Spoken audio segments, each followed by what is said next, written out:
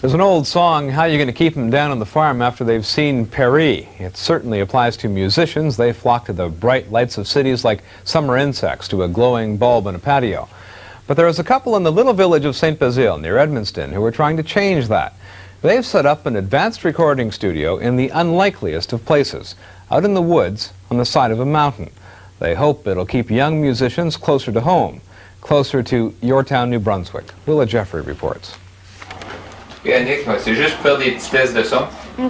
Recording a song is a complicated, time-consuming process. The music and the voice have to be done again and again until everything's perfect. Let's start at the very beginning. Annick Gagnon is new on New Brunswick's musical scene, but already she's made one full-length commercial cassette, and she's working on another. Getting a first-class recording made is easy for Annick. She lives in Grand Falls, and one of the best recording studios in the province is only a few minutes' drive away. Excuse Annick, il va falloir que tu te recules un peu du micro. The studio is called Madoues, the Indian word for porcupine.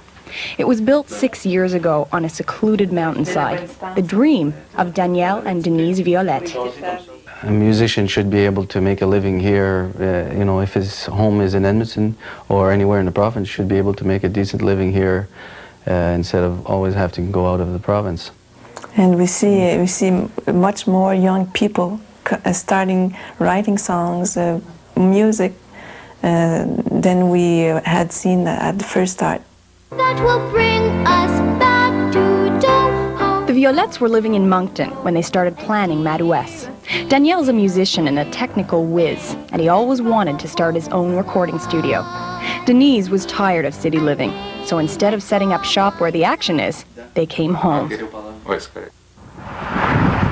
Home is the Madawaska, northwestern New Brunswick.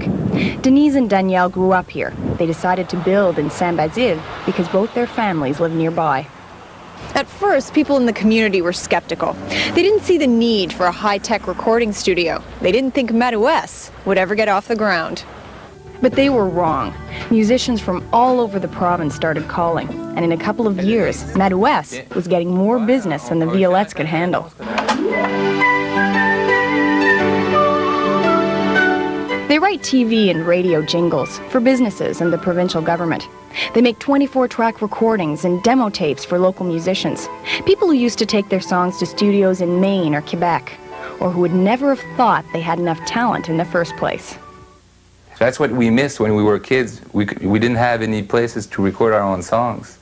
And if we would have had a studio in those days, I'm sure we would have been more tempting to write then.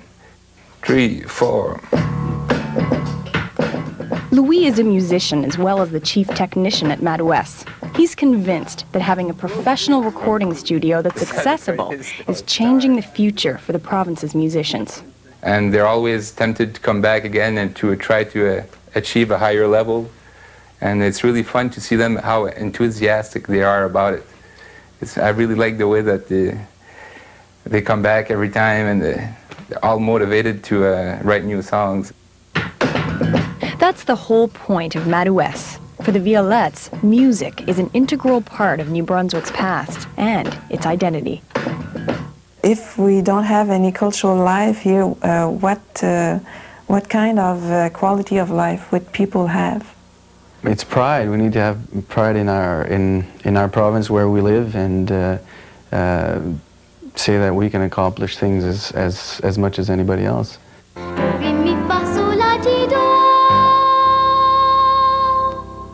Bravo, Nick! Willa Jeffrey, CBC News, St. Basile.